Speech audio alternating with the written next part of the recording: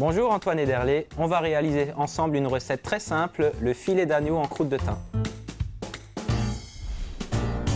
Donc pour cette recette de filet d'agneau en croûte de thym et moutarde, la recette se décompose comme suit. Les filets d'agneau qu'on va cuire avec une croûte de thym qui se compose de moutarde, chapelure, thym. En accompagnement, on aura une purée de courge butternut, un jus d'agneau réduit au thym, et puis quelques petits légumes cuits à l'anglaise. Alors on va tout de suite commencer par la sauce. Donc vous mettez le fond d'agneau à chauffer. Un fond d'agneau, c'est tout simplement des parures, des carcasses d'agneau. Lorsque vous préparez la viande d'agneau, vous avez des restes d'os ou des choses comme ça. Vous les faites revenir à la poêle avec une garniture aromatique, oignons, carottes, herbes. Et vous mouillez avec vin haut et vous laissez ça cuire très longtemps. Puis ensuite vous le passez au chinois et vous obtenez ce fond. Donc on va le faire réduire avec une botte de thym. On l'oublie. On va passer à la purée de courge butternut. Donc une fois la butternut épluchée, on la coupe en deux. On retire les graines à l'aide d'une cuillère. Voilà.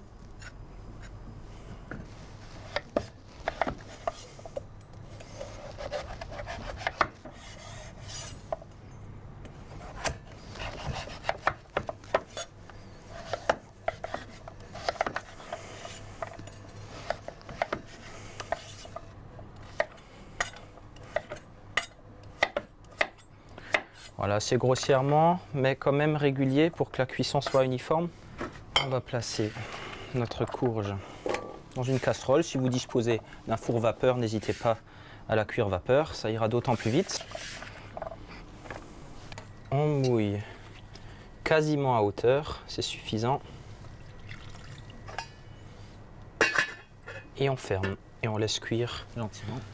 On va passer maintenant à nos agneaux. Donc, comme vous pouvez le voir, ce sont deux filets superposés. On va les assaisonner.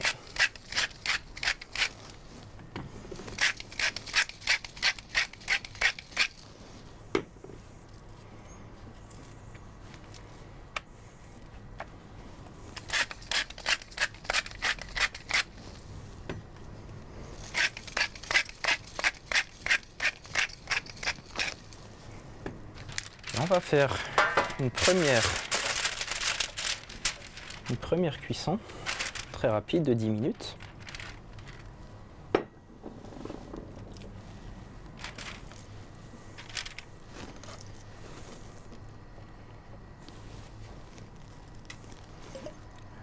Légèrement huilé et je les enfourne 10 minutes à 180 degrés.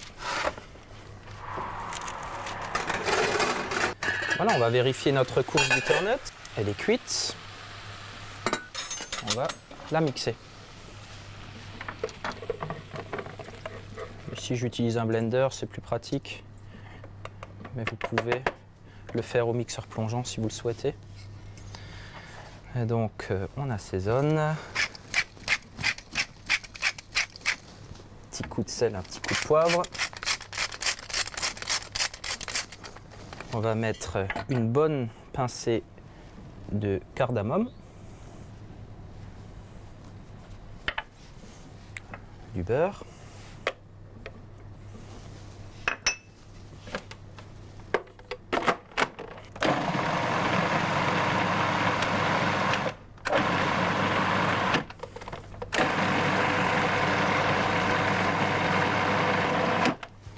n'hésitez pas de temps en temps à repousser les morceaux qui sont restés un petit peu sur les côtés.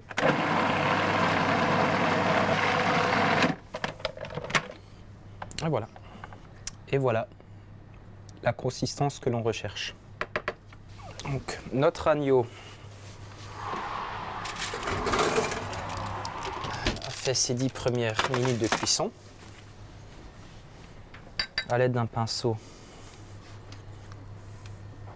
on va le recouvrir de moutarde forte. Moi, j'utilise la moutarde de Dijon. Une couche assez généreuse et uniforme dans la mesure du possible.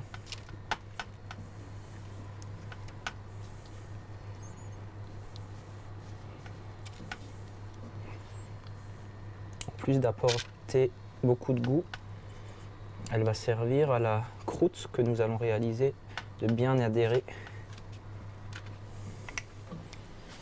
Et on va passer à notre croûte de thym. Pour ça, c'est tout simple. Vous utilisez du thym haché avec un petit peu d'huile, de la chapelure fine, et on va mélanger l'ensemble.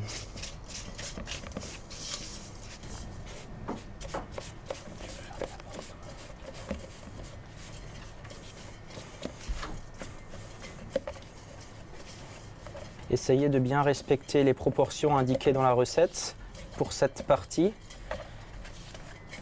pour que la croûte se tienne bien. Si vous mettez plus de chapelure, elle va être cassante. Si vous mettez plus de thym, elle n'aura pas ce côté croquant. Voilà. Bon, à l'aide de vos mains, vous pouvez un petit peu aplatir, former une pellicule. Et une fois que vous avez une pellicule assez ferme et compacte, vous pouvez la déposer sur votre agneau en insistant bien.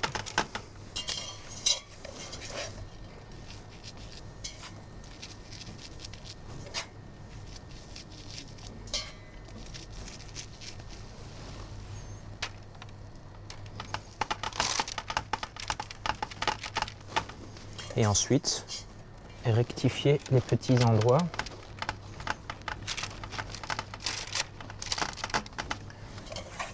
N'hésitez pas à en mettre aussi sur les côtés. L'avantage de cette croûte, c'est qu'elle va agir comme un dôme d'infusion de thym. Garder toute la tendresse et le jus de la viande à l'intérieur et y faire pénétrer donc cette odeur d'herbe aromatique.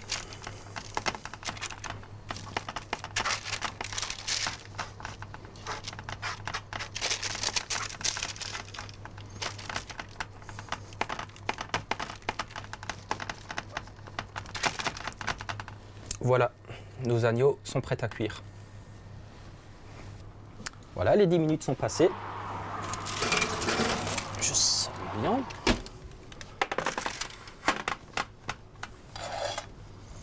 Donc vous voyez, la croûte a bien prise. Je vais enlever un peu les entames.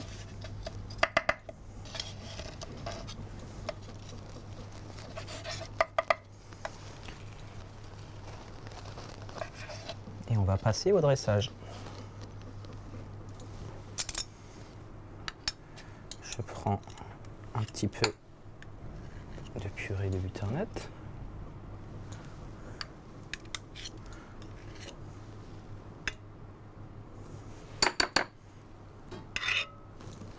Je vais y placer quelques légumes que j'ai cuits précédemment à l'anglaise. Donc eau bouillante, eau glacée. Mais vous pouvez faire une petite poêlée de champignons, des pommes de terre sautées, des pommes de terre au four. L'agneau se marie avec tout. Je vais déposer mon agneau au centre.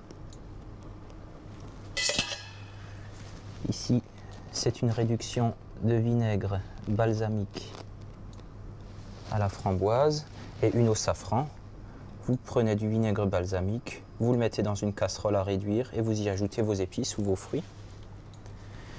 Et puis on va terminer avec notre jus de thym réduit qui a une belle consistance de sirop. On va éviter de napper la croûte pour qu'elle garde son croustillant. Et voilà. Pour un agneau en croûte de thym, J'aimerais vous faire voyager en vallée du Rhône avec une appellation régionale qui est la deuxième de France en termes de superficie, les Côtes du Rhône. Et pour cela, on pourrait imaginer un calvé pour la gourmandise qu'il peut apporter ou un calvé prestige avec peut-être un peu plus de profondeur et de sucrosité. Les deux pourraient vraiment très bien se marier.